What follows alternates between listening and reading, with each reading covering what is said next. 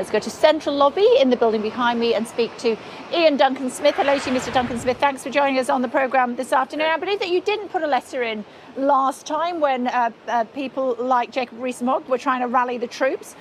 Will she face a vote of confidence next week, in your opinion? Will you vote against her? It's very difficult to say. It depends hugely, obviously, on what transpires over the next 24 or 48 hours. I'm told that the Cabinet is now meeting, and so I understand that they're discussing whether or not to postpone the vote. That will have a huge bearing. What do they intend to do?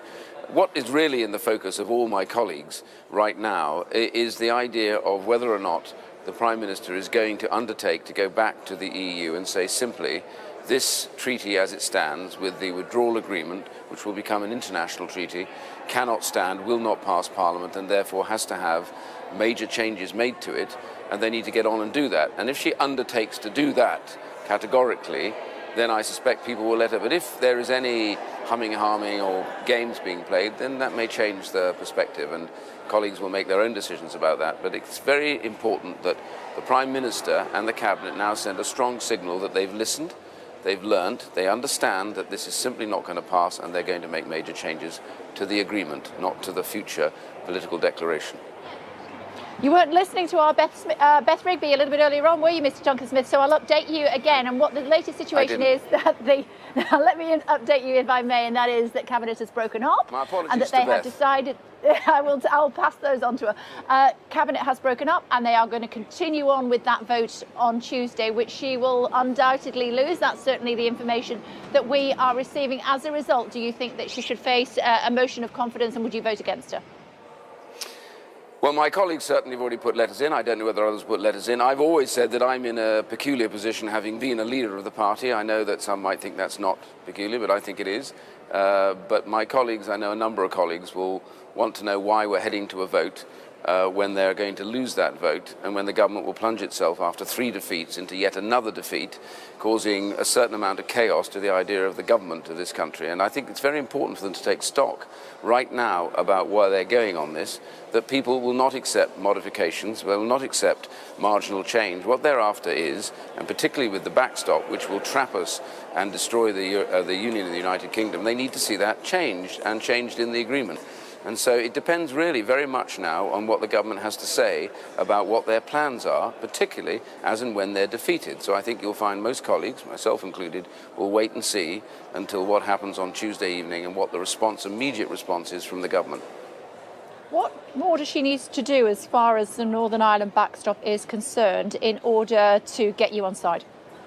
Well, it's not just us, of course. The DUP are vital in this matter. But the clear issue is that the whole backstop is symptomatic, really, of what's happened with the withdrawal agreement.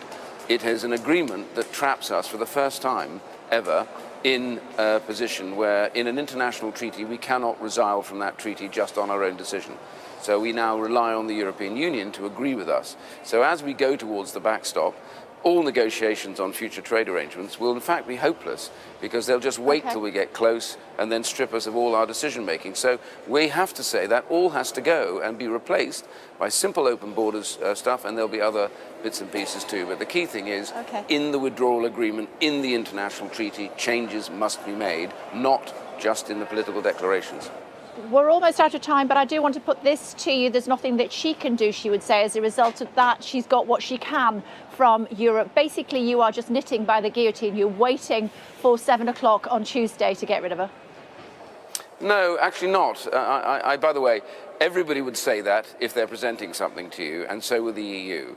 But in every negotiation I've ever been in, every organisational structure, it's always a case that if people recognise what they want in there cannot be delivered ultimately, and they need to protect that, then they will sit down and talk to us. The EU has a vested interest in certain areas, like their money, etc., being paid to them, that they need to get an agreement through, and so do we want one. But we need to have an agreement that trusts each other and is balanced, and this one does not.